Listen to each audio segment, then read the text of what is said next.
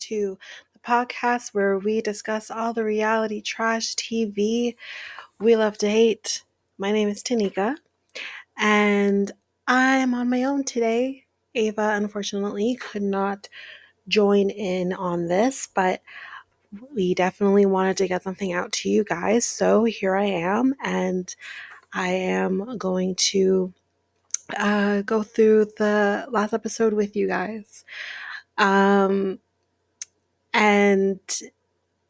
just full disclosure, this is my second attempt at recording. For some reason, it didn't want to stay. So I have to go through everything all over again.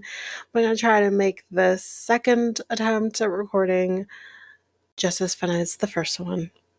Right off the bat, I want to apologize for the episode being late. And also just to forewarn everybody, Ava may or may not make it to the next recording next week for B90. We will keep that up in the air for now. We'll confirm that in the next recording. Also, we know that there hasn't been any episode of Selling Sunset this week. This week, we're going to skip it again. But next week, we will see about either me going solo or Ava joining in on that. So we do want to try to at least give you 2 episodes a week at the bare minimum. So we're trying to our best to get that going for you. But again, as we mentioned in our very first episode, please be patient with us. So I have some hot goss for you guys today. So some of this hopefully is new for you. I know at least one of the things that I'm going to discuss has already been discussed a little more last week. But first on the docket is Brandon and Serene from Bachelor, Bachelorette, Bachelor in Paradise. For those who have not watched any of these seasons, just to give you a little bit of a synopsis on them. Brandon was on Michelle's season of Bachelorette, which I believe was about 2 or 3 seasons ago, for Bachelorette. And then Serene was on Clayton's season. Yeah. So Bachelor in Paradise, these 2 lovebirds found each other, and they had been together for most of the show. I think actually all of the show. And they did get engaged at the end of Bachelor in Paradise, the most previous season. But turns out that they have called off their engagement as of last month, and that there is some rumors of cheating on Brandon's part. So apparently there was a video that had circulated from Reality Steve that showed him very cozy in a club with another woman on May 5th. He was also exiting this club, and the club is called Superstition in Texas. And this was only 3 days before the confirmation of their split. Whoa. I really hope that this is not true, that he didn't cheat on her, because I can speak for both me and Ava on the sense that we really loved him and we both felt that Michelle should have picked him over who she did pick. And spoiler alert, they're not together either. And this is really disappointing if this is true. But that's that on that. Next on the docket, number 2, Scott from Scott and Lydia from Love in Paradise. He apparently released a very emotional video on his Instagram titled My Reality, where he discussed a stroke that he had the previous year that affected his memory to the point that he couldn't fulfill the duties of his job as a respiratory therapist. And because of this stroke, he also, he's mentioned he was homeless. But now he seems to be getting back on his feet, doing the best that he can. He also apparently posted a picture of his overdrawn bank account. And I say to that, Scott, why? We didn't need to see your overdrawn bank account, which is probably why he proceeded to delete it afterwards, but not before someone was able to get a screen grab. Like, come on. Um, so yeah, I hope the best for him. However, and I can speak to what both me and Ava are thinking about this guy, because we did talk about it last week, actually, after the last episode with Lydia and Scott, that we both feel that we dislike this man merely for the fact that he is making us feel sorry for Lydia. I don't want to feel sorry for Lydia. Lydia is supposed to be a garbage person, and I'm supposed to continue thinking that. Although, when she tried to hit Alejandro with her purse and said charlatan, makes me laugh. But otherwise, she is a garbage person, trying to harvest the American dollar, as Karen would say, which, that's another story for another time. If there is another season, we will be covering Family Chantel. But again, with the obvious, we don't know what's happening there, if there is going to even be another season. But yeah, we don't like you, Scott, just because you're making us feel sorry for Lydia. Anyway, on to hot goss number 3. So, for those below deckies who watch the current season of Sailing Yacht, no, then spoiler alert, skip ahead a couple minutes, maybe 2-3 minutes. I'm going to be doing a little bit of spoilers on the last episodes that just aired on Monday. But if you watched, you know that Daisy and Colin, something's going on there. They've been flirting and making out and all of that, and sleeping in each other's beds the whole bit. And as you know, Gary just confirmed that he and Daisy did have sex, not once, but twice. Whoa. So, as you know, there seems to be a lot of tension right now currently between Daisy and, tension between Daisy, Colin, Gary at the moment. This triangle of tension. And so Daisy has just recently aired some information while on Watch What Happens live with Andy Cohen, which probably would have been maybe on, I think I actually have the date. It was on June 5th. And there apparently was a fan question about her decision to unfollow Colin. May I repeat, she has unfollowed Colin. Something going on there. And she apparently says, I'm going to leave it to the reunion. I feel like he has the most to answer for at the reunion. I have a lot of love for Colin, but things are complicated, and I don't need complication on my social media. What, pray tell, has he been doing? I wonder. So clearly, they're not together. If, if you go by today's standards of social media is everything. So hot goss number 4, and this is the last one I have. This is regarding Match Me Abroad. And apparently there has been some rumors floating around on Reddit about our 3 matchmakers. Well, that technically 2 of our 3 matchmakers.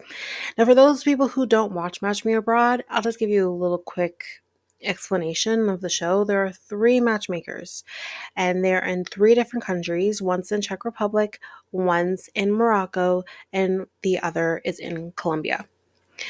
So, from what we understand at this particular point in time, the only actual matchmaker is Katerina from Czech Republic. Our matchmaker in Morocco, Nina, apparently is not a matchmaker. She is a comedian. And the reasons that production decided to hire her and call her a matchmaker is because A, she speaks Arabic, although she mentioned she does not speak Moroccan Arabic. And she was also beautiful and personable, and they felt like people would like her. I have to agree, Matt Sharp, we do like her. I actually really like Nina. I can speak for myself. I do like Nina. But she's not a matchmaker, so why is she here? Although she's doing a good job, if she's the one actually placing these people with other people, I highly doubt that's the case though. And then the other one, Juan, who is in Colombia, he, although does matchmaking on the side, I guess, question mark, but he primarily is a life coach, which goes to explain a lot because I think his matchmaking abilities suck. You have one person who's jumping his ass into a pool and making poor Natalie feel uncomfortable. And then you have another person who is talking over his date and not giving her a chance in hell to say anything. So, enough said on that situation. So, that's the hot goss for this week. I do have another segment that I'm going to call 90-day memes around the world. I had a better one in my last recording. I think it was memes heard around the world or something like that. Anyways, we'll workshop it. So, for those who don't know, they're a 90 Day Fiance, official 90 Day Fiance. Twitter and Instagram release memes that other people are posting that I guess they like. So now with this segment, there might be some weeks where we don't have any memes because I only want to talk about the ones that I actually like and bring it out there. Um, and yeah, so that's kind of where we're going to be with that. Also, I will post these memes so you can enjoy the fun. I'll post them on our socials, Facebook, Instagram. So the ones I have this week are primarily Gino and Jasmine, which will be a really great segue into the actual episode. So, meme number 1. Jasmine said she almost couldn't recognize her gringo bonito because he looks so stylish in his new clothes. No, we have talked about this in our previous episode. Those shirts aren't better, and I'm going to talk about them again in a minute.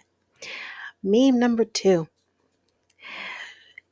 Even though he's largely bald, Gino has a patch of hair on the back of his head. We know, we saw it. That he trims regularly. Jasmine kept some of these hair trimmings from an earlier visit to use for love spells. What is happening? Anyway, meme number 3. Jasmine thinks her friends will respect Gino when they meet him because in Latin American culture, they respect the elderly. Burn. And last but not least, meme number 4. I wonder if his new hat has a second one hidden underneath in case Jasmine gets mad. Yeah, those are nudes. Anyway, that's what I have for you for that segment. Memes heard around the world, 98 memes around the world, whatever. We'll workshop it, like I said.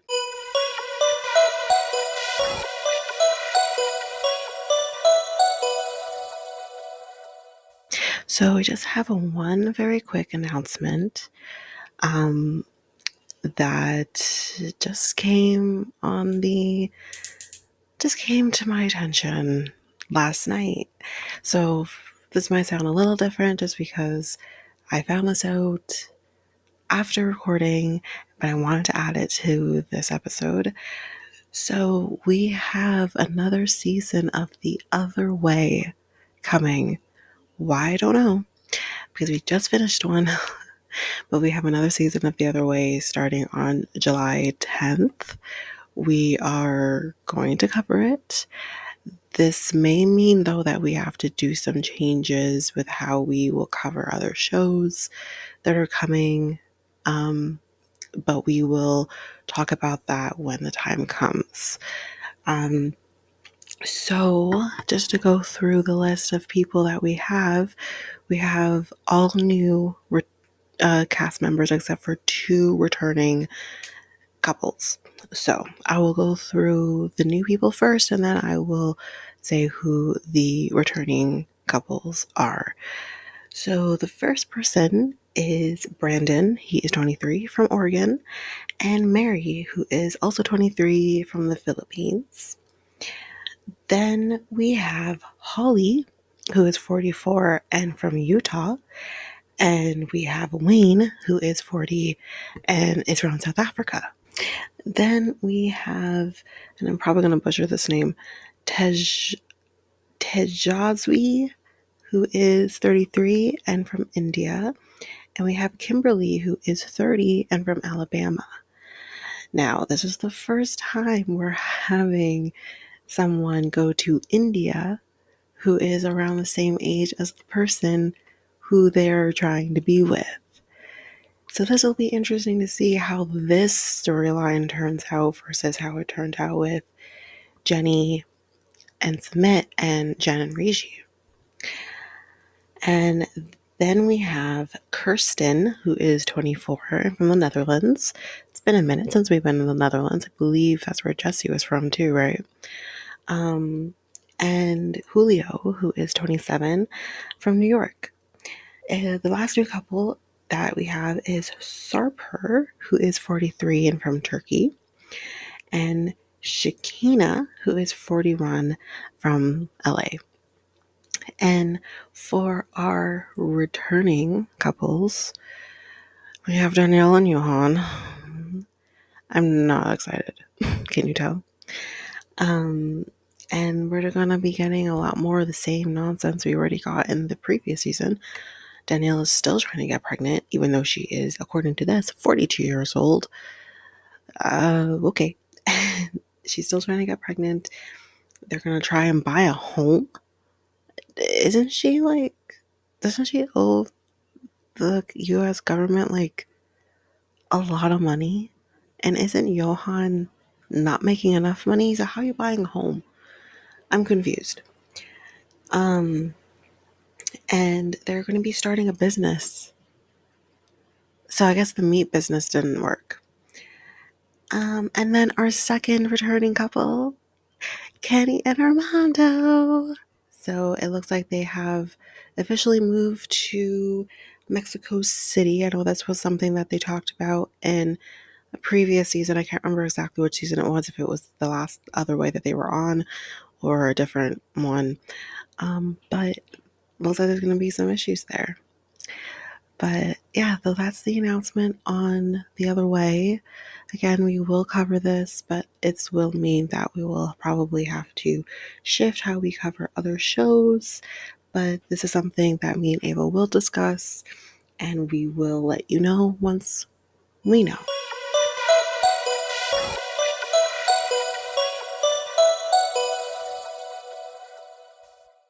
So let's do our segue into Season 6, Episode 2, titled Say Anything. And we're going to be starting off with Gino and Jasmine. And again, before we get into the episode, I do want to preface, as I did in my previous recording, that anything that's really fun and exciting that happens in this episode. And if Ava doesn't join us for next week, in the next episode, we will highlight and we will talk to Ava about her thoughts on those things. We'll call the segment, What Does Ava Say? Something like that. Anyway, so Gino and Jasmine. Gino is with his family for dinner, typical Italian dinner, probably a Sunday. And I love the idea of Sunday Italian dinner. And we see Uncle Marco. We saw him last season. And he is making homemade noodles and fresh homemade sauce. Can I come? I want some. Looks delicious. And here I go with this. Uncle Marco likes his new shirt. No, I do not. So I believe it's his cousin's wife asks Gino, did he dump the Jesus sandals? Gino says, no, he did not. That he can't give it up. And I say, give it up, because they're horrible.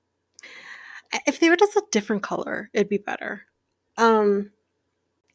So Uncle Marco talks with Gino about this new apartment that he got for Jasmine. And then proceeds to bring up the prenup again, as he did in the previous season, and says, maybe you should talk to Jasmine about a prenup. And Gino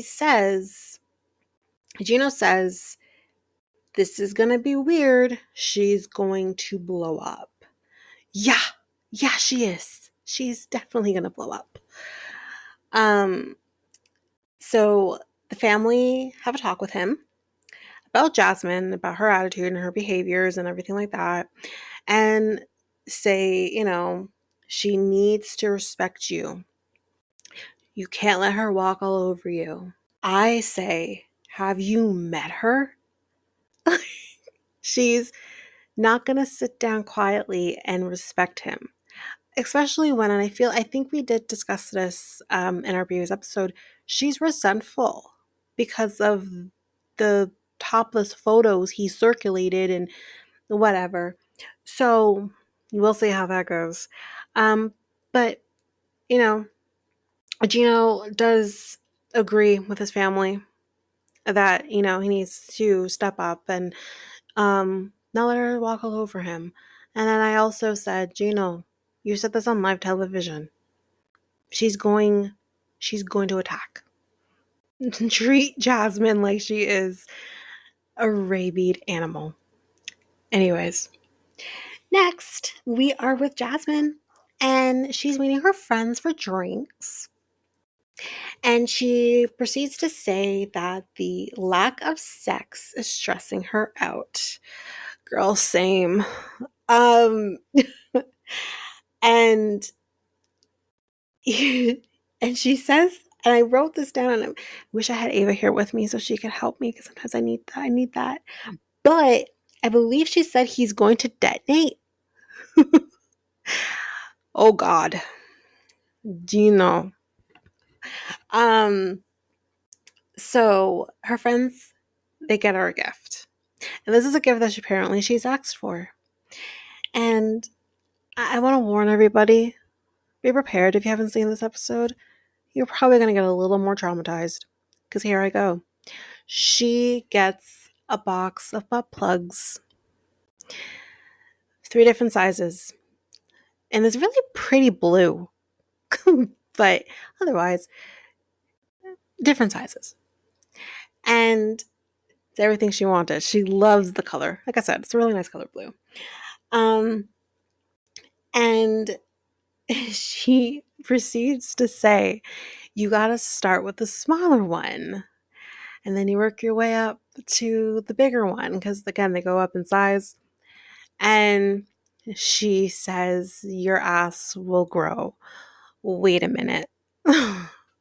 First of all, you want to make your vagina smaller because you want to be a virgin again doctor. And then you want your ass to grow. I'm confused.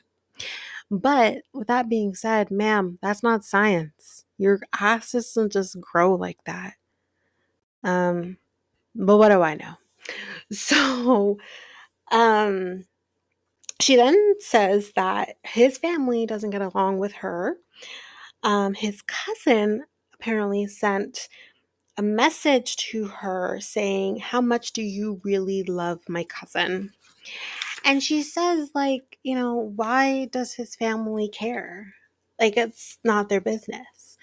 But then I say, Jasmine, they care. That's their family. They do want to make sure that he's making the right decision in being with you because you're psycho. But, that said, like, yeah, maybe his cousin shouldn't have messaged her that because it isn't their business to do that. All they really can do is just keep telling him to be careful and he'll go from there. Um, so then she says, I will be talking to Ava about this. This is being highlighted. And she goes on to say that she wants him to write a will and give her everything. And then I said, what's next? Life insurance? Have y'all watched True Crime? This anytime, especially like I find a lot of the cases when it's women killing their partner, a lot of the time it's because they want the money. And you're better off dead than alive for them in that moment. So, y'all know the thing about Pam. Although she didn't kill her husband, yeah, it's a sticky situation. But you know what I mean? So I'm just like, oh God, that's not good. She also says that, she's Latina. And for those people who've watched The Ultimatum Career Love, I'm triggered when she said that because so did Mildred. And she threw a fucking pet gate at Tiff and pretty much thinks that's okay. I'm Latina. No, you're a bitch. Anyway, moving on. Gino is getting ready to go to the airport. And Uncle Marco is taking him. I think he did also last season. And Uncle Marco says, I hope she treats you better. Don't let her push you around this time. And I said, Uncle Marco, do you know Jasmine? But then he also then proceeds to say, Jasmine shows up and bounces her boobs everywhere and common sense turns to jelly. Marco, that's all men. Not just Gino. That's all men. Men, as I said in my previous recording, I'm going to say it here too. Men are dumb and just gullible.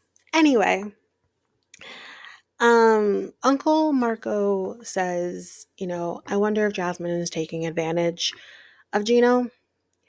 I don't personally think she's taking advantage of him.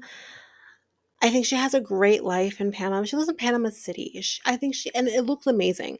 She seems to have a good life where she is. I don't think she's taking it very lightly to move away because, again, for those who don't remember, she does have 2 children. I don't think she's taking this lightly. And I do think she loves him. I do. What I will say, and just based on what she said about Dane Dan, was that I think Gino's the kind of man who takes her shit. And she knows that no man is going to take her shit. So she's going to take what she gets. So I don't think she's taking advantage of him per se, in that sense. So Gino then he's going to go check in, I guess, check his bags and whatnot. And he says, well, we're rolling. and then proceeds to drop one of his bags. And then he does the, you know? That kind of sounded like what's her face from Friends. But that's kind of how he sounds. He's like, anyway, so yeah, he is on his way to Panama. But again, before we go all the way to Panama, we see him getting his passport. So let me just set the scene. This man would have unzipped his pants. He did unzip and unbutton his jeans. And there you see he is wearing 2 layers of underwear. And in between the 2 layers of underwear is his passport. And he says that he puts it in there for safety purposes and keep the passport on him, which I'm all for. That's the way to go. Make sure that your passport is with you, keep it safe with you, because any person can just take it, and then you're found in a bathtub with your lung taken out. So I'm all for that. But sir, I did not need to see you unbutton anything to get your passport. I didn't. Jasmine, on the other hand, so that's the segue into the next scene. So in the next scene, we see Jasmine is going to go pick up Gino, and she starts to sniff herself because she forgot deodorant. So she says to the camera that she wants to rub his ass. Great. So then Gino and Jasmine reunite, and they hug, and then they kiss.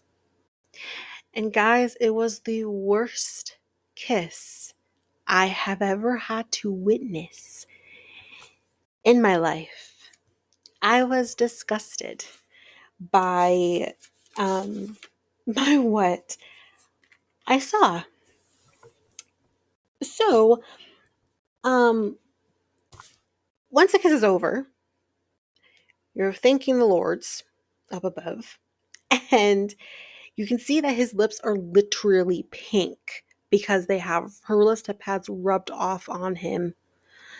And then you see her lipstick is everywhere, not just on her lips. It has smudged to high hell. And I'm just like, my God. And um and she then proceeds to say, if we weren't in public, the lipstick wouldn't just be on your lips, but it would be on my favorite piece of meat. Great. Didn't need to know that either. And he clearly is very uncomfortable with with um with what she's saying.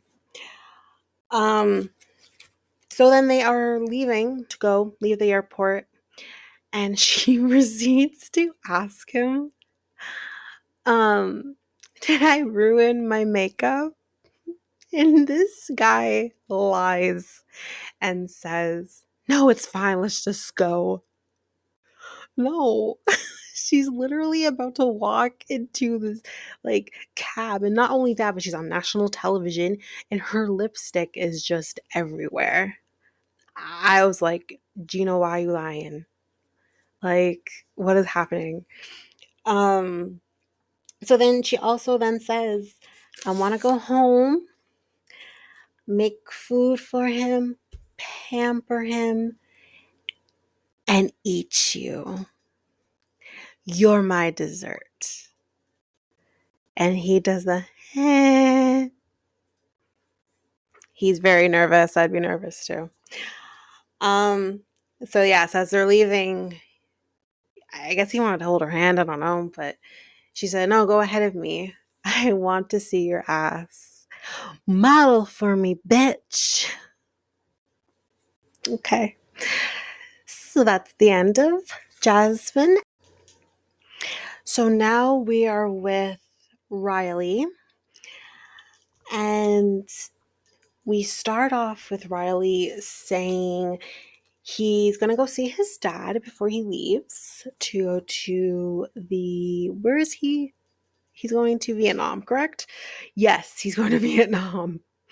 So yeah, he is going to see his dad. And he then tells us that his dad got COVID really bad, that, he probably got intubated. I think he might have said he got intubated, but he probably did. They didn't think he was going to make it. But then dad pulled through and he's still here with us.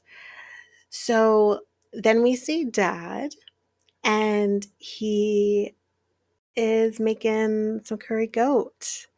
Now, as a Jamaican, and I know Ava will agree, this food looked fantastic and it looked so good.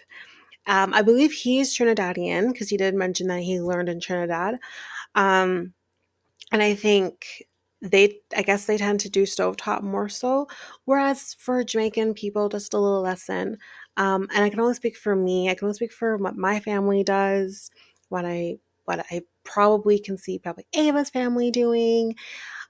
We as Jamaicans tend to cook it in our stove than we do on the stovetop. But you can cook anything on the stovetop, even oxtail you can do, but we always put ours in the stove.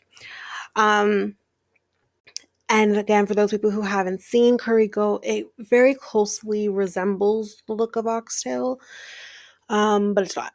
And it's a lighter colored meat than oxtail is. But it's a little lesson on curry goat. But anyways, Dad knows Violet. They have talked, and so Dad and Riley sit down with the curry goat, and Dad says, like, what you gotta go overseas for? Why couldn't you stay here? Like, find someone here. Because it hasn't worked for him, Dad. One person cheated on him with a friend, like, and then the other one is still gonna try to get some milk in Philly. So, it's not working. And then Dad tells Riley that I have some text messages from Violet that I never told you about that I think you need to know about. And he said that he received 150 text messages across a few days from Violet. I got the text messages. I wrote them down. So here I go. Ready? And just to preface, Dad does say that he never responded to her. However, he did kind of like say something to her, like he kind of acknowledged, in a sense, her messages, but I guess didn't really entertain them. Like it didn't look like he did, but he definitely responded to her in some sense. So Violet says, I knew your son doesn't love me and when we're together, I believe is what she says. He just loves himself. He never knows how is true love. So he forever will be alone. And then another message says, I will never be your daughter-in-law. I wish you have a good daughter-in-law in the future. So here's what I say. It is highly inappropriate for someone to message another person's family member, friend about their relationship. It's even more inappropriate when you're messaging a father who is not doing well. It's just, this woman is in her 40s. She's 43. You're old enough to know better. I don't know why she would do that unless she is trying to manipulate the situation. Ding, ding, ding, I go for that. I think she's trying to manipulate. I don't like it. So after hearing this and reading these messages, he doesn't want to go now to Vietnam. So the next scene, we see him doing a Zoom call with a private investigator who is located in Vietnam. And he says that he wants to get the truth about Violet. And he wants to know, is she actually divorced? Is she still on the app? Because apparently, when he mentioned in the previous episode that he went back onto the app, saw she was still on the app, she had a different name. That's sketchy. This woman is clearly up to no good. So he tells the investigator everything and then says, like, I have a copy of her passport. And then I said to myself, Riley, why do you have a copy of her passport? You, how and why? Again, I'm baffled by it. I can maybe understand that you would have it because you want to do the K-1 visa process, but as far as we know on the show, you guys have never met before. This is before the 90. You guys aren't even engaged yet. So I'm so confused as to why I have a copy of her passport. Anyway, so the private investigator mentions that he will like kind of go and follow her and see her movements and stuff like that. And Riley says, so do you like actually get in a car and follow her? Well, how else do you want him to get her movements? And I guess I come from a place again with me working in the legal industry where doing surveillance on an opposing party is a normal thing to do. And I've seen a few different surveillance videos in my day.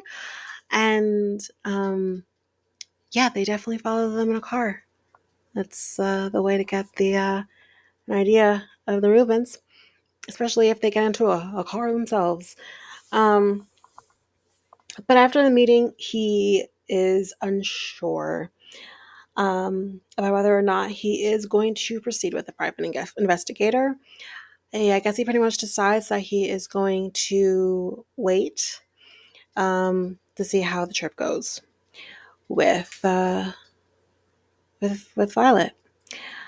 This will be brought back up. We will hear about this private investigator again in due time. So now we're with Tyray, and we're right back where we left off in the previous episode. And we find out that Carmella is not Carmella. Her name is Christian. Or should I say his name is Christian? I don't even think that's his real name, but anyway, they tell Tyray that they have a recording of the phone call and whether or not he wants to listen to it. Tyray says that he doesn't want to hear it. He's not ready. He mentions he was in love with Carmella. That was the first time he's kind of put his guard down. And he's shocked. And as we mentioned in our episode last week, we mentioned, do we need to get an even cameo on this? Because this man's being catfished. What is happening? Even before we figured out, he, yes, for sure was being catfished. So we're like, what's going on here? This man says, I watch Catfish. Well, then you missed some stuff. Because the mere fact that you are only talking to this person on Snapchat and you're not doing voice calls, you're not doing video calls, that's never happening, and you make excuses for why this person can't do any of those things, you missed the red flags of the fact that you're being catfished. Anyway, he started sending money in March 2020. So right at the beginning of the pandemic, he started sending money. And then we kind of see a Snapchat message thread between Tyray and Christian. And guys, in my fashion, I got them and I wrote them down. So here I go. Tyray says, "Good morning, my beautiful queen." Heart emoji, heart eye emoji. Christian doesn't even acknowledge that first message, but proceeds to say, "Just sent you a request on PayPal. So am I going to get the money?" Tyray says, "I'm kind of broke right now." And then Christian says, "You said next week." Wow. How did you miss that? I feel bad for him because I'm like, I think he's just so desperately wants to find love and be loved and love somebody and have the life that he mentioned in the previous season that he wants, that he's ignoring the red flags. And it's sad to see. Um, so Tyray says that, Christian always asks for more. And then he says, "It doesn't feel real." Hold on to that. Later that night, um, he messaged Carmella because he still thinks it's real. He still feels some hope that maybe she was hacked. That Carmella's real, but this Christian person is not who he's been speaking to the past 4 years and has hacked Carmella's phone. Sir, no.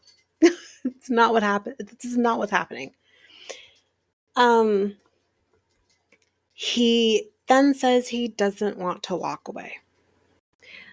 Tyray, you need to walk away because none of this is real. And he also says that maybe there's a misunderstanding. Oh my. So the next day, producers ask if Carmella has reached out to him. He says no, and that when he woke up this morning, it finally was starting to hit him. Hold on to that because no, it hasn't. So he says he still thinks Carmella is still Carmella. No.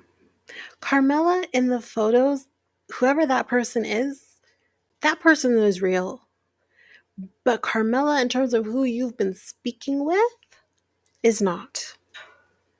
And here's the thing that I'm going to say. Now, I know this person is controversial, Dr. Phil. I know he's controversial, but what I will say is I did learn things by watching his show. And one of those things are, if people who do things like this, they're predators in their own sense. They latch onto a person that they know is vulnerable, that they know they can screw with, because you'll allow it. And unfortunately, Tyray is that person. And I think he really does need some help mentally to help him realize you're valuable and you'll find someone who values you. This sir ain't it. Anyway, so he says that he needs some support, and he's deciding to tell his sister and his brother about the situation. He then says to us that he didn't tell his family because he likes to keep things private ever since the passing of his dad. Now, I'm not arguing that maybe the passing of his father has affected him in some way. No matter how old he was, I know he was young, but that doesn't matter. It does affect you. However, sir, that's not why. That's not why you didn't tell your family. You didn't tell your family because you knew that this is ridiculous. And I won't say embarrassed, but what's the word I'm looking for? I'm going to say that you are, God, you guys are probably screaming at me because you probably know what I'm trying to say. You're ashamed of the fact that you're with this person who Forget the fact that they're overseas. Forget that. That's not the issue. The issue is that you are ashamed because of the fact that you have never heard her voice. You have never seen her face actually move on a video call. You know, that's why I didn't tell your family. Um, so he tells his siblings that about Carmella and that they have been together for 4 years. And I have a problem with this. His sister then says, I thought you were asexual. That's not okay. Don't say that to people, because my thing is I feel like you're saying that not because you think that maybe he doesn't have any sexual desire towards anybody, but more so because he's a virgin. Just because someone's a virgin doesn't mean they're asexual. Those two things don't go together. So I had a huge problem with her when she said that. So then we learn from Tyray that he did go to Barbados, I believe the year before. And he traveled there. He had to quarantine for 3 days. But after his quarantining was over, he messaged Carmella and says, when do you want to meet? I'm here. When are you ready? Never got a response. So in true Caesar and Maria fashion, this man was left in his hotel with his edible underwear by himself, with no response from her. And he also then says that, I just made excuses for it. Again, making more excuses. That he just decided to forgive it because he didn't want to lose her. No, you should have. You should have said, bye-bye, I'm out. Like, the self-esteem is so low for him, and I feel very bad for him. I want him to realize his worth. So he then tells the siblings, Carmella is actually a man. He then tells them about the fact that there is a recording of the conversation between him and the producers. And his sister says, did you listen to it? And he said no. He didn't want to listen to it. And his sister says, I think you should. So then they proceed to listen to the recording. And as me and Ava mentioned in last week's episode, we believed that this person was probably Nigerian. And Ava actually said probably lives in Lagos. Sorry, said that wrong. Lagos. And guys, I heard that voice, even though very briefly, because Tyray pretty much ran out of there after like 10 seconds of it playing. But we got to hear it just ever so slightly. And this man is Nigerian and probably lives in Lagos. Anyways. And again, guys, I can say that. Okay. So yeah, that's kind of it there. You just kind of see Tyray is visibly upset and feels very ashamed, and yeah. Anyway, so next we are with Amanda and Razvan. It's a little more involved than these two, so we'll try to get through it as quickly as possible. So we see that she is in Paris. And she just has one more stop to go. Because she then says, I'm so excited to see Razvan. Like, what's wrong with you? Anyway, so then we're with Razvan, and he is, I guess, like in a park or like a square or something like that, doing a live video. And he proceeds to unbutton his shirt. One person on the live says, take it all off. My God, calm down. Like, here's my thing. I watch Magic Mike like the rest of the peoples on the planet, okay? I'm all for it. I have no issue seeing Channing Tatum grind to Pony. No problem. However, if you've seen one naked man, you've seen them all. Calm down. Like, my goodness. Anyway, um, so he then says that he always wanted to be an actor. He would see all of these actors, Schwarzenegger, some other people, Sylvester Stallone, that's the other one that I saw. And he just knew he wanted to be an actor. Sir, have you seen any other actors in this millennia? Just Arnold Schwarzenegger hasn't acted since he was mayor of California. Like, come on. Anyway, or mayor of whatever city in California. I don't remember that. I don't really care. So he fell in love, he said, in the first hour of meeting Amanda. Okay, that's extreme. Anyway, so we see him meeting with his friend Deanna. They work together. I don't know what that means. I'm going to assume she is also an actor or actress, whatever. He then proceeds to say there is no romance between the two of them. You're lying. Because the look on his face when after he said that, you're lying. But okay, keep the lie up. It's fine. So he tells her that Amanda's coming the next day. He says if all goes well, the next step is to live together. And he says either I'll move there or she'll move here. Sir, you're moving there. She has 2 kids. You're moving there. I will say this right now. If Amanda uproots her 2 children to go live in Romania, where they probably have family, not only her family, but Jason's, I'm going to have some problems. Anyways, so then the friend asks, are you prepared to get married again?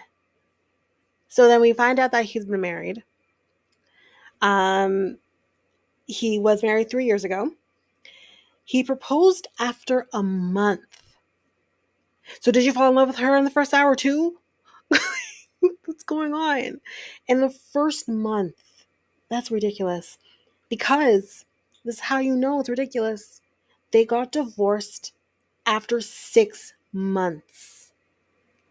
Mwah. Wow. I was shocked when I found this out. And I will say we're going to highlight this so we can talk to Ava about it. I want to know her thoughts, and I'm sure you guys want to know too. So he then says that the reason for their divorce was because of jealousy. I see a pattern going on here. So he brings up the kids and also then talks about the fact that Jason passed away, because Deanna does ask Razvan, like, is she divorced? Like, what's up there? And he says, well, no, he passed away. Deanna's all of us. Deanna's all of us. Because she says that she feels it's too soon that they're in this relationship so soon after her husband's passing. Same girl, same. Same. It's wow. So the next scene, we see Razvan's getting ready to go pick up Amanda. He goes to the airport with his really cute little stuffed animal. A little stuffed bear, I think is what it was. And then we're gonna, you know what, I'm gonna have to get the highlighter out and ready to go open this thing up because we're gonna be highlighting a lot for in a minute. So they see each other and they hug and they kiss. And this kiss is also very awkward, but for a different reason than Gino and Jasmine. Because it's like there's nothing there. You could tell on her face that she was very weirded out and very awkward in this moment with him. Because I wrote down she looks very uncomfortable. She even says it feels weird to be with him just after Jason's passing. So then I ask you, why are you in this situation then? You have the choice to be in the situation or not, and you chose to be in the situation. So I'm very confused. Because it's her again.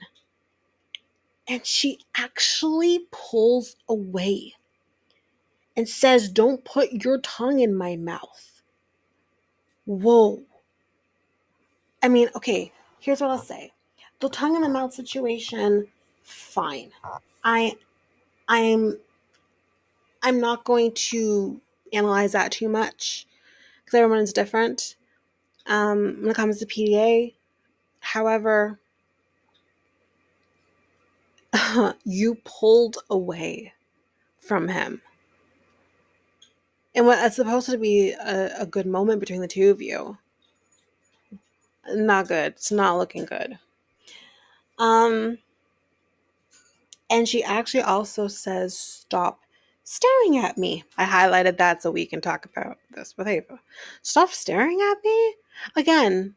And the one side of things, I can agree. Stop staring at her if she is feeling awkward in the moment. Right? Number one. Number two, I don't particularly want someone staring at me either necessarily, but I'm not going to say to, like, if my boyfriend does that with me, I'm not going to say, stop staring at me in this weird way. I am going to look at him and be like, what? Like, what are you looking at? What are you thinking? What's going on? Like, that's what I might do. I might be cute about it, but I'm not going to say stop staring at me. He can stare at me if he wants to. It's fine. I don't know. Anyway, so then they're driving to his apartment, and he actually can tell because he says she looks tense. So they get to the apartment, and he's put, in true Matt Sharp production style, has put roses on the bed. For those who watch Love After Lockup, you've seen this before. And all the other iterations of this freaking show. But so yeah, then I'm just going to highlight this right now so we're good to go because she proceeds to ask him, "Why do you have tissues on the bed or beside the bed?" I have tissues beside my bed. I don't know about anybody else. Do you have tissues beside your bed? Because I do. And they're used for all kinds of different things. As Razvan is about to tell us, he says, because you might need it for your nose. Or after having sex. Yeah, exactly. Like, and then, and then he says, like in the moment, says, it's a good idea to have tissues for sex. Then she says, "Why? Will you cry afterwards?" Ma'am, I'm going to get graphic here, guys. Forewarning. I won't get too graphic, but I'm going to get a little graphic here. For those people who have had sexual intercourse or just any sort of sexual contact, whether with your significant other or people who have just come into your life, doesn't matter if it's male, female, male, female, it doesn't matter. Okay? If you have had sex and then let's just pretend It can mean any situation, with the condom, without a condom. And again, I'm only coming from my perspective as a straight woman. With or without a condom, it doesn't matter. You might need to wipe up afterwards. Okay? So I was very confused by what she said. And ma'am, maybe Jason was the first person you've been with intimately. I get that. But you've had 11 or so years of sexual contact with your husband because you have 2 children to show it. Are you trying to tell me you've never had to wipe up afterwards? Anyway, I'm off my soapbox. I was so confused. Um, so her daughter calls her and she's talking to the kids. And here we go again from the sun. Actually, I'm about to close my highlighter. I'm about to open it right back up.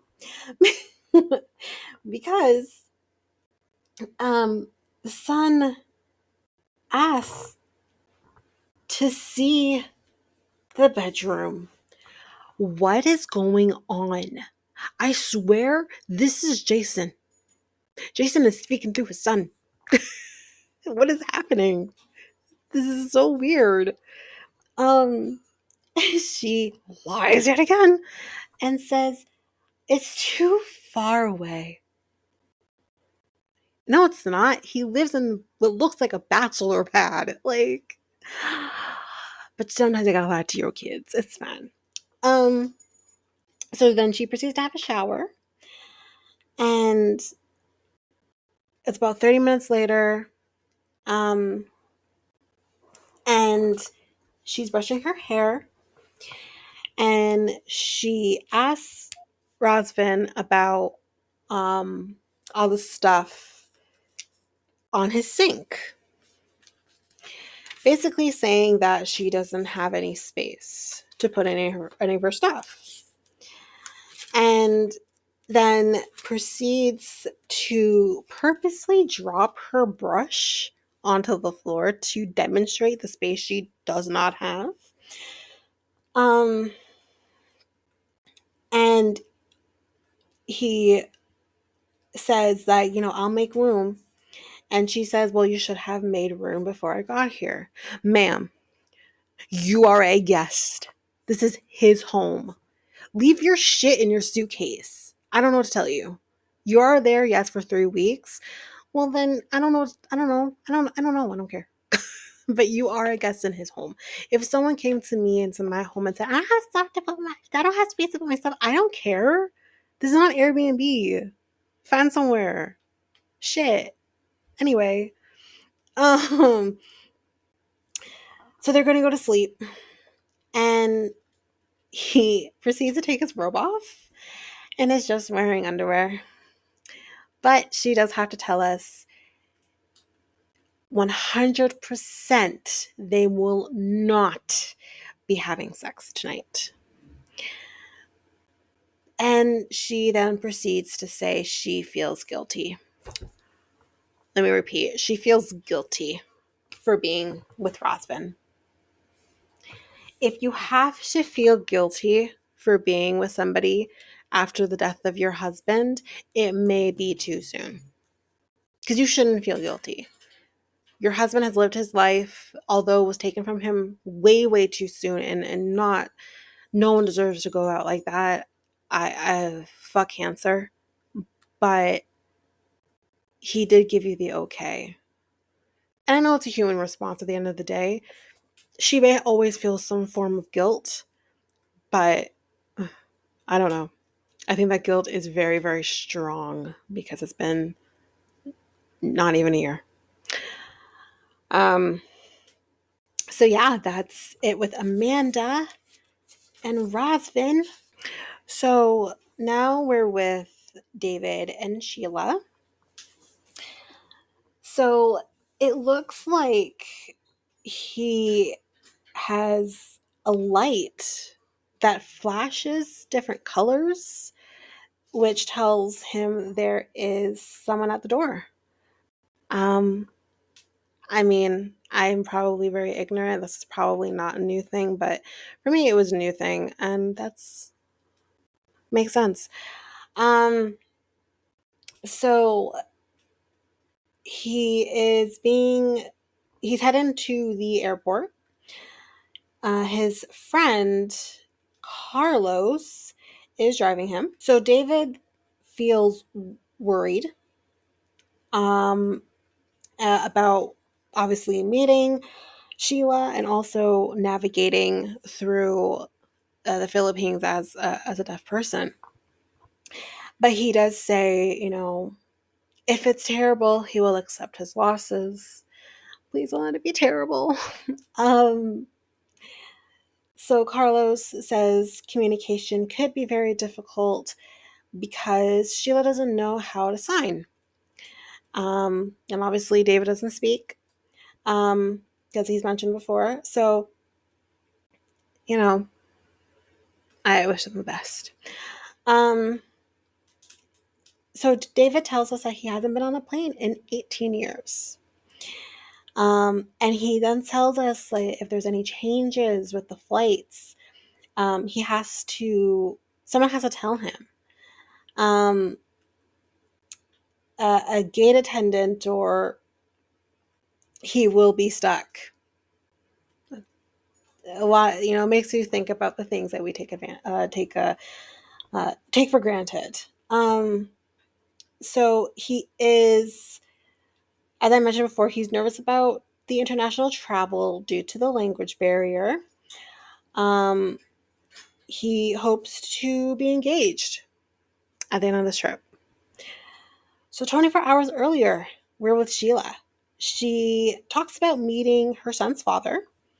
She would have been about 16. Um, and she said when she got pregnant with her son, she basically said deuces because she felt that he wasn't ready to take on the responsibility of becoming a father. So she talks to her parents about David, and she does tell us that her parents do live, like her parents, her son, all live in the same home. And she then proceeds to tell us about losing her hearing. So she tells us when she was younger, I think about 5 or 6, she was playing with a broomstick and rammed it into her ear, penetrating the eardrum. Where were her parents? Poor thing. And again, you can't watch your children do every little thing. Eventually, your child is going to get into something that they shouldn't. But that is just that's so sad. Wow. Um, so, but she does have a hearing aid, as it's mentioned before. But she does mention that in the future, she will completely lose her hearing. So we go back to her talking with her parents, and she's saying that she hopes that David likes the house. And her dad says, there's nothing we can do about it. Maybe he can help with repairs. Oh no. But what I will give credit to Sheila for is that she says that she doesn't want to push him. She doesn't want to overwhelm him. If he has it, fine. If he doesn't, that's fine too. So next scene, she is with her friends, and they're going clothes shopping so she can find a cute little outfit to meet David in. Her friends did meet David over video call, but said that it was difficult because he doesn't speak English, and they don't know sign. They don't know ASL. So one friend then asked Sheila if she has seen David naked. She kind of pauses for a little minute and she says, "It's yummy." um, and she tells the camera, "I have seen his eggplant." Oh, right. And she says he is always horny, but that's okay because I am too. So she tells her friends that they're going to check each other's phones.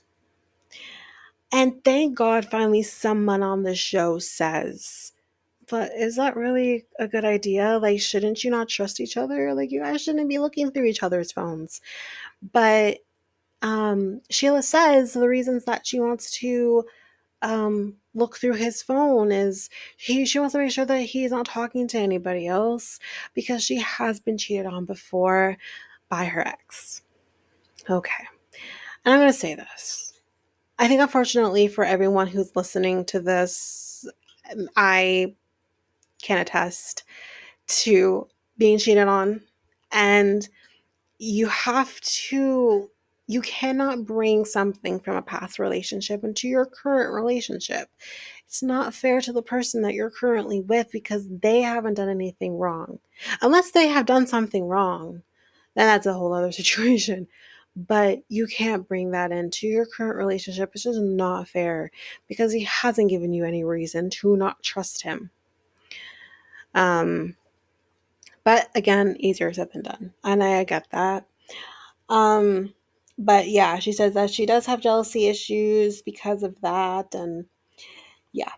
And she does kind of proceed to say she knows very little sign language and they do have issues when discussing the arguments they have and the fact that they don't really get to have really deep conversations because of the fact that they don't communicate with the same language.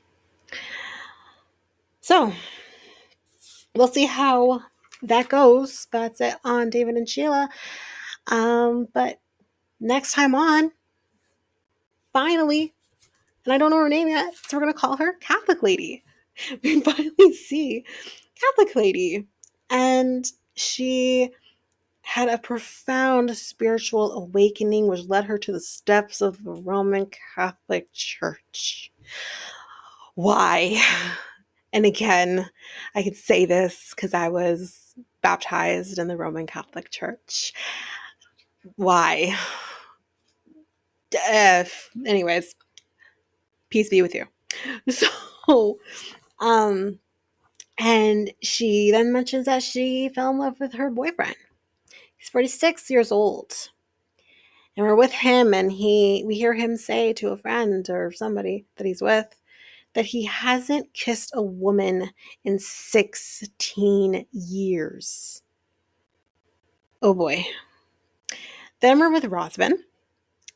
And he says that Amanda was kind of horny and that she was sucking on his neck and proceeds to make the sucking face. And she looks mortified. Then we're with Violet with her friends, and they're talking about trust. Well, ma'am, Riley is with his friend who is taking him to the airport and says, if you have to get, the friend says this, if you have to get a PI, there is an issue. Yeah, exactly. I agree. Next, we're with Gino and Jasmine. We see Gino and Jasmine, they get to the apartment, and you can see that the view is just, it's incredible. It's beautiful. But I guess Gino doesn't think it's incredible because he doesn't think that it's really worth the $3,000 that he's spending a month. And he questions it. And Jasmine's like, of course it's worth $3,000. So he then says in an ITM, her spending habits affects his sexual desire towards her. Ouch. And Jasmine says, as they're lying on the bed and Gino's lying on his stomach, Jasmine says, do you want me? And it looks like he fell asleep or maybe faking it. She is going to rip you apart, sir. Wake up. And then last, we are with Tyray, who is talking to his sister. And He basically still feels like Carmella is real and because thinks that because he has had a connection with her, that maybe the producers got it wrong. Oh, Tyray. Then his sister does a reverse search in True. She clearly watches Catfish too. And she's going to do reverse searches on Carmella's photos. And that's where we leave off. And I wrote Catfish 101. That's the very first, for those people who watch Catfish, that is literally the first thing Neve and Cammy, or Neve special guest, or Neve and Max, it's the first thing they do. They reverse search those photos. Anyway, that's the end of the episode, guys. Again, I know this format is a little different right now. This is going to be temporary. Ava will be back with us either next week or the following week. But until then, guys, you have me, and I'm here. So just to end off the show, guys, please share this if you enjoyed it. Share with everyone that you want to share this gift of us with. You can find us on all of our social medias. Currently, we are on Facebook and Instagram at Reality Tea ×2. All of that information will be in our show notes. We can also be accessed if you need to. Well, not access. God, that's horrible. You can reach out to us via email at realitytea2@hotmail.com. Again, that email address will be in our show notes. If you want to listen to us on YouTube, we are on YouTube at Reality Tea ×2. That link to that YouTube page will also be in our show notes. Trying to think if there's anything else. Again, any information you need to get in touch with us, if you so choose, we are ready and willing to respond to every message that you send us. You can reach us Facebook, Instagram, email. You'll find us, and we will respond to you. But yeah, until then, thank you guys again for being here with me. And I will be here with you guys next week, if not with Ava as well. Hopefully, again, we will figure out in terms of Selling Sunset if we will be doing an episode together next week, or if I will be doing an episode on my own next week. We'll probably stick to doing one episode of Selling Sunset next week, just so we're not going too far ahead without Ava. If she can't come with us on that ride next week. But in the meantime, thank you again for your patience. And we will see you next week, guys. Thank you.